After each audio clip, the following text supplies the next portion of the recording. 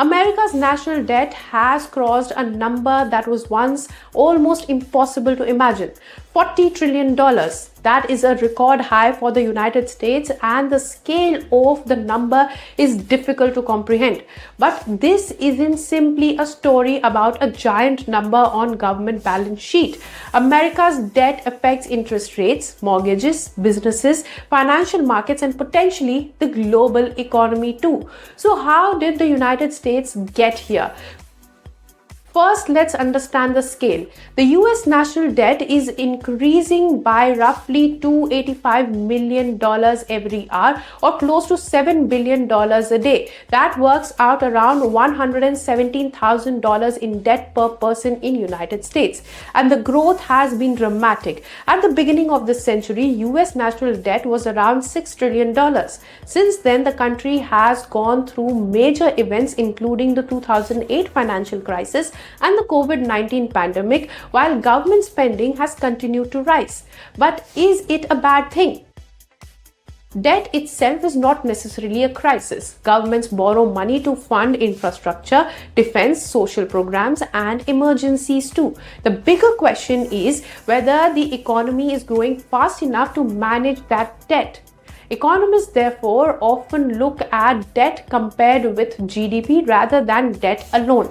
And on that measure, the US is also facing pressure. US debt has grown to more than the entire size of the American economy and is projected to rise further. One major reason is the cost of running an aging society. Millions of Americans still rely on programs such as Social Security and Medicare. In the current fiscal year, Social Security spending is around $1.4 trillion, while Medicare accounts for roughly $955 billion. And then there is another rapidly growing expense: interest on debt. The US government is on track to spend around $931 billion on net interest payments in the current fiscal year, approaching the $1 trillion mark. Now that is crucial because interest payments don't build a new road, fund a new program, or create a new government service. So who is responsible for this? The debt has risen under both Republican and Democratic administrations during economic booms as well as crises. Tax cuts can reduce government revenue, while spending on defense, healthcare, social security, emergency programs, and other priorities can increase outlays. The result is a persistent gap between what the government collects and what it spends. And when the gap is financed through borrowing, the national debt grows.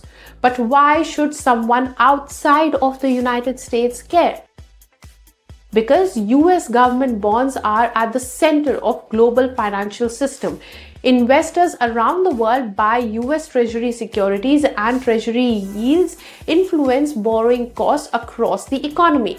If investors demand higher returns to hold US debt, those higher rates can feed into mortgages, car loans, credit, and business borrowing. And there is another concern: confidence. The US has historically benefited from enormous demand for its treasury securities, but the larger the debt becomes, the more attention investors pay to America's fiscal position. The US Treasury itself maintains detailed data on outstanding federal debt and interest costs, underscoring how closely these figures are tracked by financial markets. The $40 trillion milestone is less about whether America suddenly becomes unable to pay its bills and more about the direction of travel. If debt keeps growing faster than the economy, interest costs can consume a higher share of government resources, leaving policymakers with fewer choices. If you like this video, then like, share and subscribe to ET Now.